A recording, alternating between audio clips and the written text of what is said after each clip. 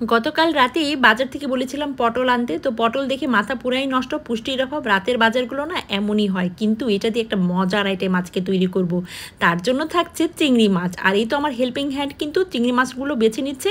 যেহেতু পটলের দোলমা করব, যেই প্রসেসে করে ঠিক সেইভাবে ছিলে নিচ্ছি আর পুরগুলো বের করে নিচ্ছি ঠিক এইভাবে। আর যেই পুরগুলো ছিল সেটার সাথে কাঁচামরিচ, পেঁয়াজ একটু পাটায় বেটে নিব, আর পটলগুলো একটু হলুদ লবণ দিয়ে মাখিয়ে রাখবো। আর এই তো পুরটা কিন্তু বেটে নিয়েছি, তার সাথে একটু কাঁচা পেঁয়াজ আর আদা রসুন হলুদ মরিচ আর হচ্ছে কি লবণটা তো লাগবে, আর তেলের মধ্যে তেজপাতা পেঁয়াজ দিয়ে একটু হালকা মাখিয়ে চিংড়িটা তো একটু দিয়ে দেবই।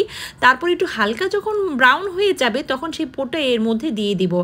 আর হচ্ছে গিয়ে বাকি যে মশলাগুলো ছিল সেইগুলো হলুদ মরিচ লবণ যাবতীয় সব কিছু আদা রসুন বাটা সব একসাথে দিয়ে ভালো মতো একটু পানি দিয়ে জিরের গুঁড়া দিয়ে আমি সুন্দর করে ভাজা ভাজা করে নিব। তারপর আস্তে আস্তে চিংড়ি মাছগুলো উঠিয়ে ফেলবো। আর এই তো আমার পটলগুলো কিন্তু আমি একটু ভালো মতো ভেজে নিয়েছিলাম, তার সাথে একটু আলু ভর্তা আমি মানে আগে থেকে করে রেখেছিলাম, সেটা এটার সাথে অ্যাড করে নিব, মানে যেন করে চিংড়ি মাছটা সুন্দর করে একটু আঠালো আঠালো ভাব হয়। এরপরে আমি সেই পটলের মধ্যে পুরগুলো ভরে ফেলবো।